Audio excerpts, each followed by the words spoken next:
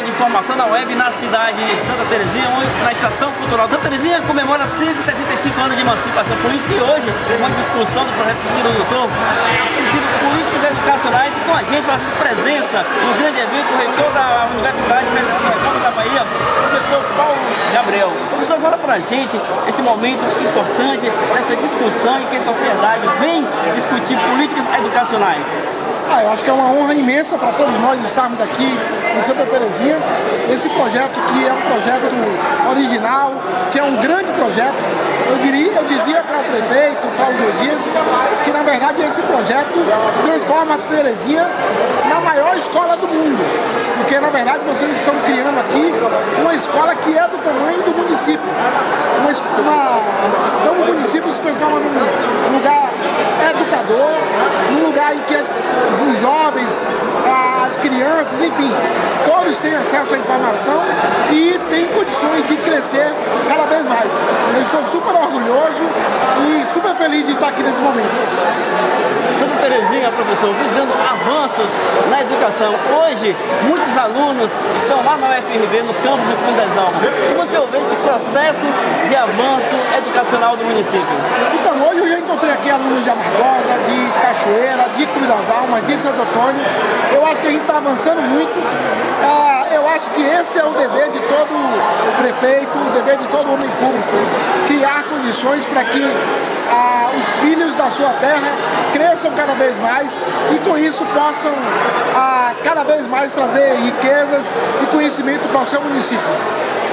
Você acredita na frase, a educação transforma o cidadão?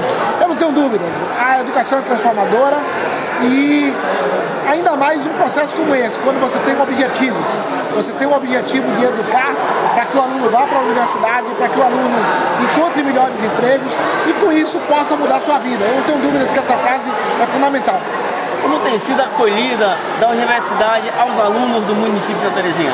Legal, nós temos uma série de programas de políticas afirmativas, uma série de programas que visa efetivamente manter os alunos na universidade e exatamente por isso eu acho que a gente tem uma bela acolhida para os jovens do Recôncavo. Qual a mensagem que o professor deixa para os jovens de Santa Terezinha e para em especial ao projeto Futuro Doutor e essa parceria com o prefeito Ailton? Olha, a mensagem que eu deixo é de otimismo.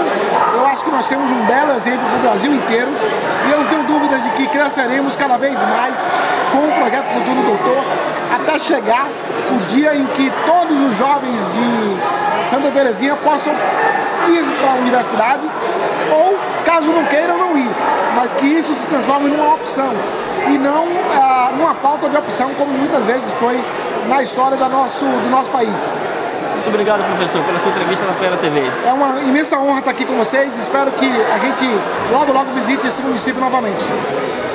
Nesse momento, eu convido o magnífico reitor da Universidade Federal do Recôncavo da Bahia, o senhor Paulo Gabriel, para fazer uso da palavra.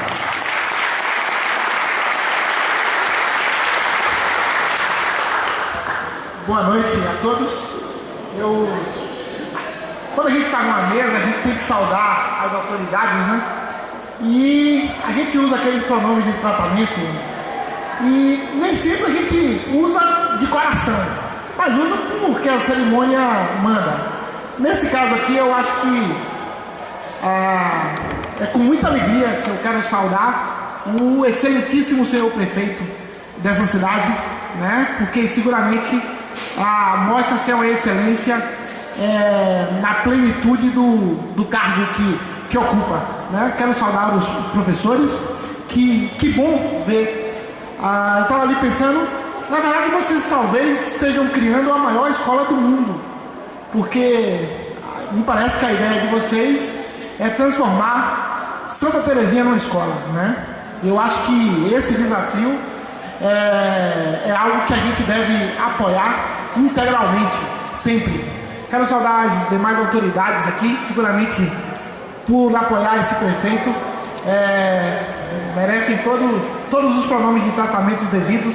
Eu não o farei pelas circunstâncias do tempo. Quero saudar meu querido amigo e pró-reitor de políticas afirmativas da UFRB, professor Ronaldo, e Quero saudar todos os futuros doutores. Acho que a gente poderia criar, Ronaldo, um programa de futuro reitor, né? Aqui em Santa Terezinha. E eu já me coloco à disposição para dar algumas aulas, né? Tá, porque, gente, eu quero dizer para vocês que eu me sinto muito à vontade, porque eu nasci numa pequena cidade do interior da Bahia, lá no sul da Bahia, e vivi até 12, 13 anos aqui numa cidade próxima, Teodoro Sampaio, Bom Jardim, fica logo ali próximo de Santo Amaro. Uma cidade que na minha época tinha 15 mil habitantes e agora tem, sabe quantos? 8 mil habitantes, né? Por esses processos que vocês conhecem muito bem. Então eu vivi ali, fui um aluno como vocês, seguramente com a diferença de que eu não tive um prefeito como esse, né? E então eu me sinto muito à vontade e sei o quanto que é prazeroso a gente ter a oportunidade de crescer, de avançar. E aí eu estava lembrando, quando via falar de educação, ouvia falar de políticas públicas, estava lembrando de uma frase que tem no texto, num livro de Saramago, né? Saramago diz num dos livros dele algo que me parece que tem muito a ver com o que nós estamos fazendo aqui hoje. Os homens são anjos que nascem sem asas. É o que há de mais belo na vida, nascer sem asas e fazê-las crescer. Eu acho que só vale a pena ser homem público, só vale a pena viver a vida se for para isso, para fazer com que as asas dos que estão perto da gente se desenvolvam, cresçam e com isso sigam os seus caminhos. Então eu diria que se eu hoje tivesse de resumir o homem público, a mulher pública, né, que efetivamente merece o nosso respeito, seguramente será a pessoa que respeite uma frase como essa, que respeite esse ditame da verdadeira vida. Nós precisamos fazer com que as pessoas tenham suas asas cada vez mais abertas, respeitando o outro e seguindo o seu caminho, né? Então assim, nós temos Amargosa, nós temos Santo Antônio de Jesus, nós temos Cruz das Almas, temos Cachoeira, temos Feira de Santana, temos Santo Amaro, e existem formas diversas da universidade chegar. Eu acho que esse casamento município-universidade só traz bons frutos quando a gente tem prefeitos como Ailton. Gente, para vocês terem uma ideia, a Bahia tinha apenas uma universidade federal em 2002. Hoje nós temos 5 universidades federais, aliás 6 universidades federais.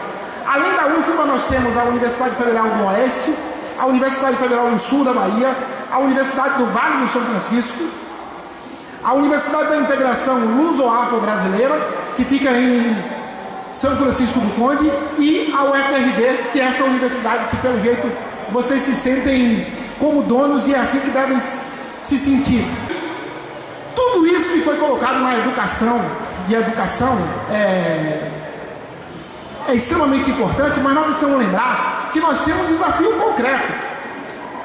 Não faremos um país diferente. Todo o esforço da presidenta Dilma, todo o esforço do presidente Lula não redundará em muita coisa se nós não avançarmos na educação mais e mais. Só para vocês terem uma ideia, hoje nós vivemos o que se chama de sociedade do conhecimento. Toda a sociedade, ela precisa estar trabalhando com conhecimento o tempo todo. Só para vocês terem uma ideia, em média, na Europa e nos Estados Unidos, um trabalhador estuda em média 14 anos na vida. No Brasil, um trabalhador estuda em média 5, 6, 7 anos. E aí, nessa sociedade do conhecimento, em que tudo é conhecimento, a gente não pode ser um consumidor de tecnologias de segunda categoria. Nós precisamos gerar tecnologias.